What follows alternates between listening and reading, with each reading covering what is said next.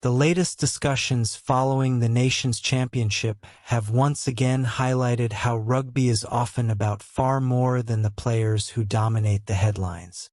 While many fans naturally focused on the biggest stars from New Zealand and South Africa, former All Black hooker James Parsons has chosen to shine a light on two players whose performances may not have received the same level of attention but proved just as valuable to their teams. His selections have sparked an interesting conversation about consistency, work rate, and the qualities that often separate outstanding Test players from those who simply produce memorable moments. Throughout the competition, the spotlight regularly fell on household names, yet according to Parsons, some of the most influential contributions came from players quietly doing the difficult work that allows the entire team to perform at its best. Speaking on the Aotearoa Rugby Pod, James Parsons praised South African forward Cobus Wiese, describing him as an exceptional athlete who combines remarkable mobility with impressive physical strength.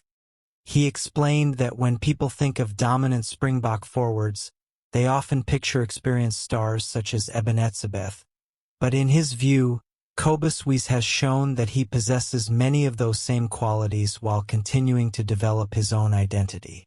Parsons described him as being almost like a gazelle because of the way he moves across the field despite his size, while also having the physical presence needed to compete at the highest international level. It was a compliment that reflected both athletic ability and toughness, two characteristics that are essential in modern Test rugby, where forwards are expected to contribute in almost every phase of the game. During the Nations Championship, South Africa once again demonstrated why they remain one of the strongest teams in world rugby. Many players earned widespread praise, including Pieter-Steph du Toit, Damian Willems, Paul de Villiers, and Jasper Wiese, whose performances attracted significant media attention. However, according to Parsons, Cobus Wiese quietly produced displays that deserved equal recognition. His ability to combine defensive intensity, ball carrying, and athletic movement gave South Africa another important weapon, showing the incredible depth available to head coach Rassie Erasmus. One of the defining strengths of the Springboks in recent years has been their ability to introduce fresh talent without losing their identity, and Cobus Wiese appears to be another player capable of continuing that tradition. While discussing South Africa's success, the conversation naturally shifted toward New Zealand, where another unexpected performer earned special praise. Before the tournament began, many supporters expected familiar names such as Will Jordan, Geordie Barrett, Damian McKenzie, and Cam Roigard to be among the standout performers. Those expectations were understandable considering their experience and proven quality at international level. However, James Parsons admitted that he had not predicted the impact made by Luke Jacobson, who answered questions surrounding his selection with consistently strong performances. Jacobson entered the squad as something of a surprise choice under head coach Dave Rennie, but instead of being overwhelmed by the opportunity, he embraced the challenge and became one of the team's most reliable forwards throughout the series. According to Parsons, Luke Jacobson simply rose to the occasion rather than trying to produce spectacular moments.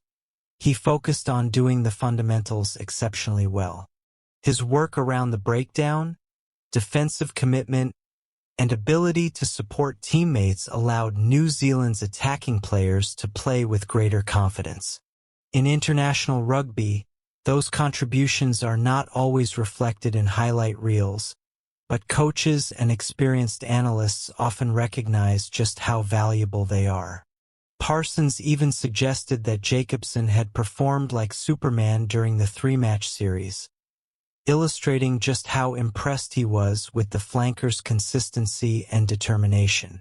That praise became even more meaningful considering the level of competition within the All Blacks squad, where every selection is closely examined and every performance carries enormous expectations. The discussion also touched on another emerging talent, South African flanker Paul de Villiers, who made his Test debut earlier in the season before featuring throughout the Nations Championship.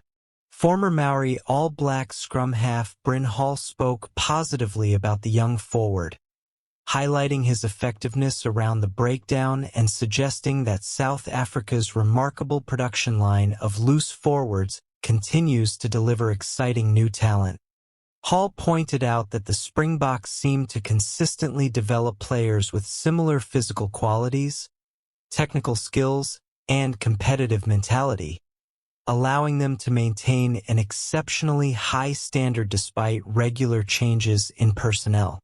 His comments reflected the widespread admiration for South Africa's player development system, which continues to produce athletes capable of performing immediately at test level. However, while James Parsons acknowledged the promise shown by Paul de Villiers, he also offered a balanced assessment of the young flanker's performances.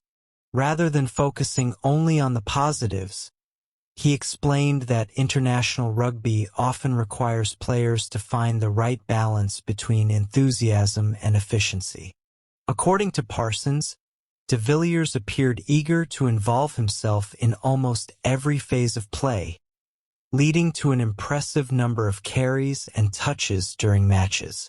While that level of work rate demonstrated tremendous commitment, it also resulted in several handling errors, something Parsons believes naturally happens as young players adapt to the pace and pressure of Test rugby. Instead of viewing those mistakes as major concerns, he suggested they represent part of the normal learning process. Experienced international players gradually learn when to conserve energy, when to support teammates, and when to become directly involved. That decision-making process often separates promising newcomers from established world-class performers. Parsons used the example of experienced hooker Malcolm Marx, noting that even with relatively few carries, his influence on the match remained significant because he understood exactly where his contributions were most valuable. The point was not to criticize de Villiers, but rather to emphasize that modern Test rugby is as much about intelligent decision-making as it is about physical effort. Every carry, every tackle, and every breakdown involvement requires careful judgment, particularly against world-class opposition where small mistakes can quickly become costly. According to Parsons, finding that balance will likely be an important part of de Villiers' continued development as an international player. Even with those observations, the overall conversation reflected admiration for the depth currently available to both New Zealand and South Africa. The Nations Championship provided opportunities for experienced stars to reinforce their reputations while also allowing several emerging players to prove they belong at the highest level. For New Zealand, the encouraging performances of players like Luke Jacobson demonstrate that competition for places remains incredibly strong, giving the coaching staff valuable options heading into future Test matches. Likewise, South Africa continues to benefit from an impressive pipeline of talented forwards capable of stepping into demanding international environments with confidence. The comments from James Parsons remind rugby fans that success at the highest level is rarely built by star players alone. Every championship-winning team depends on individuals who consistently perform the difficult tasks that may receive less public attention but are essential for victory. Whether it is securing breakdown possession, making crucial defensive tackles, supporting teammates in attack, or maintaining intensity throughout 80 minutes. These contributions often determine the outcome of closely contested matches. As preparations continue for future international fixtures, Discussions like these help highlight players whose influence extends well beyond traditional statistics or headline moments.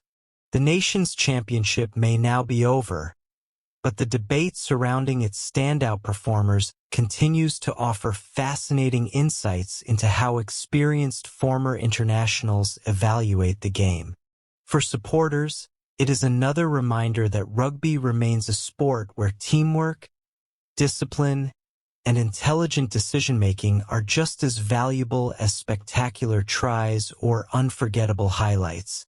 With established stars continuing to perform and emerging talents steadily earning recognition, both the All Blacks and the Springboks appear well-positioned for the challenges that lie ahead, ensuring that future encounters between these two rugby giants will continue to attract worldwide attention and provide fans with another opportunity to witness some of the